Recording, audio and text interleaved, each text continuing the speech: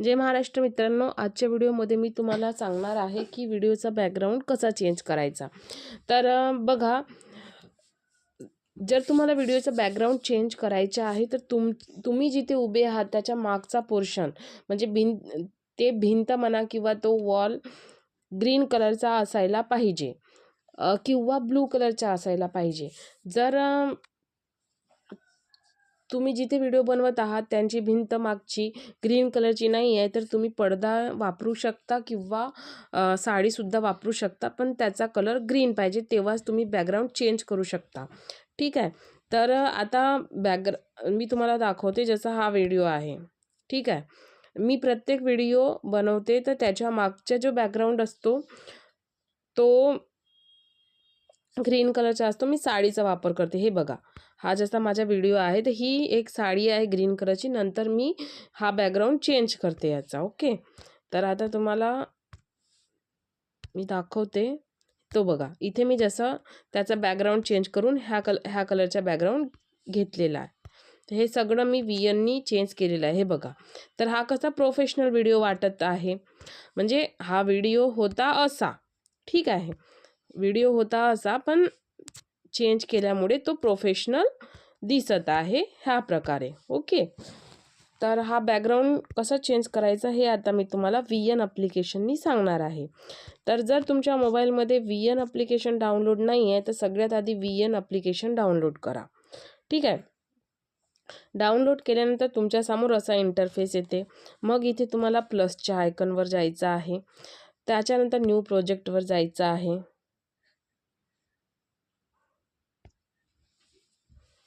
New प्रोजेक्टवरती जायचं आहे। ठीक आहे, देन तुम्हाला जो बॅकग्राऊंड घ्यायचा आहे तो सगळ्यात आधी घ्या, देन नेक्स्ट करा।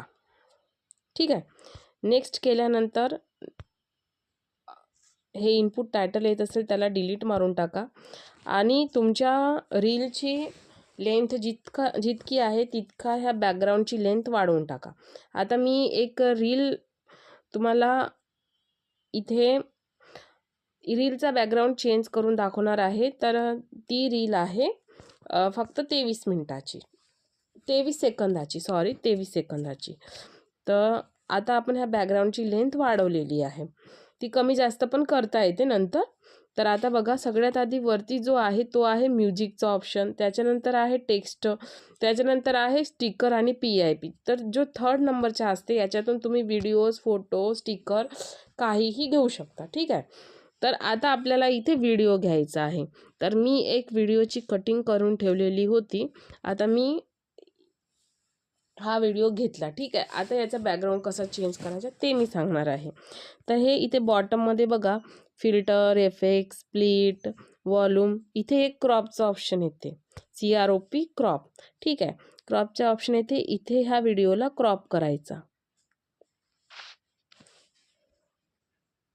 असं असं।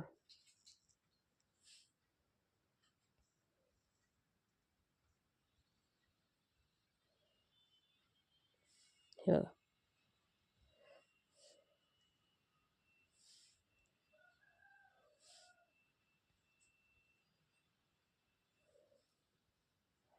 ओके, आता फ्रीमध्ये जाऊन असं फ्री करू शकता तुम्ही।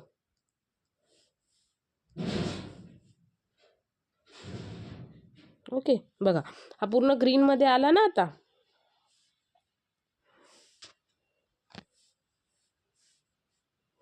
देन इथे हा टिक करा। टिक केल्यानंतर याला असं, हेच 4 कॉर्नर आहे, तुम्ही ह्या कॉर्नरला असं खिचा। ठीक आहे, असं तुम्हाला जितका ठेवायचा आहे तुमचा फोटो, जितका फोटो दाखवायचा आहे तुम्ही दाखवू शकता। ओके, आता इथे क्रॉप केला आपण, क्रॉपच्या नंतर इकडे बघा, खालती जी लाईन आहे त्याला असं असं सरकवायचं, मग इथे क्रोमा येते, क्रोमावरती जायचं। क्रोमावरती गेल्यानंतर हा असा सर्कल येते, हा ग्रीन याच्यावर ठेवा। ग्रीन याच्यावर ठेवलं की तुमचा बॅकग्राऊंड आपोआप चेंज होते। आणि इथे थोडंफार दिसत आहे ग्रीन कलर, हे इंटेन्सिटी जी आहे ना हे वाढवायची। बघा, तोपर्यंत मिनिमम 50 पर्यंत वाढवा की जेणेकरून व्यवस्थित तुमचा बॅकग्राऊंड दिसेल। ठीक आहे, आता बघा हाच व्हिडिओ कसा व्यवस्थित दिसत आहे.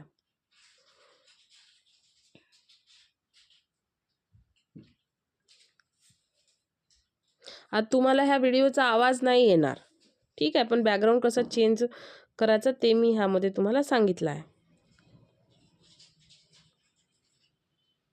आता व्हिडिओ जितका आहे तिथे बॅकग्राऊंडवरती कट करा आणि याला डिलीट मारून टाका. ओके. आता बघा हे रील आपण बनवत आहोत, ठीक आहे. तर रीलसाठी कधीही रेशो 9:16चा घ्यायचा. तर हे वरती बघा ओरिजिनल दिसते, इथे क्लिक करा, मग इथे रेशो येतात. तर आपल्याला 9:16 केलं तर हा रीलचा रेशो असतो. ओके. आणि